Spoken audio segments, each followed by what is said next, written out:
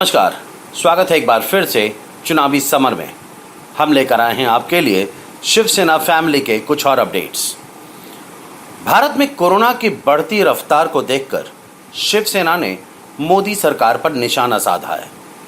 जैसा कि हम जानते हैं कि देश में कोरोना अपनी पूरी रफ्तार से आगे बढ़ रहा है और कहीं ना कहीं इसके लिए कुछ सरकार की नीतियां भी जिम्मेदार हैं।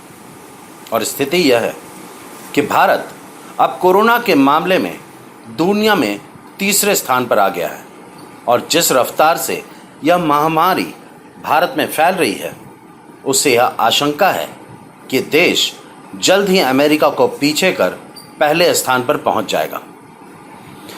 अब यह विडंबना ही है कि कहां मोदी सरकार विकास के मामले में भारत को नंबर 1 बनाना चाहती थी और कहां भारत कोरोना संक्रमण के मामले में नंबर 1 बनने की राह पर है, जिस पर शिवसेना ने मोदी सरकार पर तंज कसा।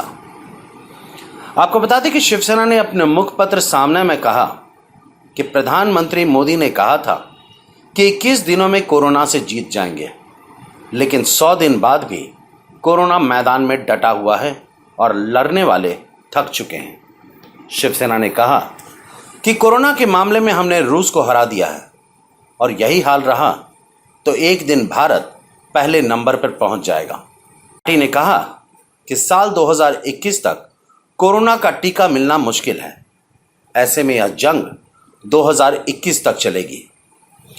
शिवसेना ने कहा कि कोई कितना भी कहे, लेकिन कोरोना तुरंत हटने वाला नहीं है। अगर संक्षेप में कहें तो चीन और उसके द्वारा फैलाया गया कोरोना वायरस अभी रहने वाला ही है।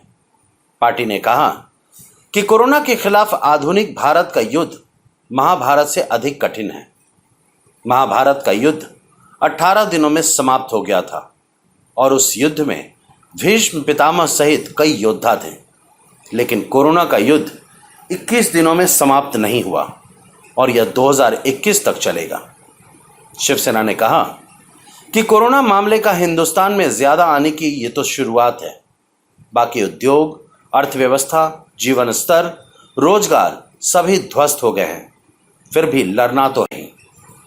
इस तरह शिवसेना ने कोरोना के मुद्दे पर मोदी सरकार पर तंज कसते हुए अपनी हताशा भी जाहिर की है कि कैसे कोरोना के आगे दुनिया नतमस्तक हो गई है।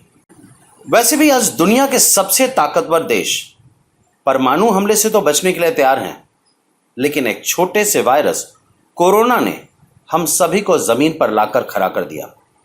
वहीं अंत में शिवसेना ने निराशा भी जाहिर की है कि ऐसा महसूस हो रहा है कि हमें कोरोना के साथ ही रहना पड़ेगा।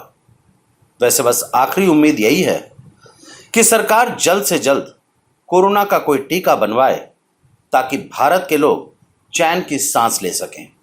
हमारे साथ बने रहने के लिए आपका धन्यवाद। आप हमारे प्रोग्राम्स को today's.com पर भी देख सकते हैं और आप हमें टुडेज टीवी पर ट्वीट भी कर सकते हैं। Thank you.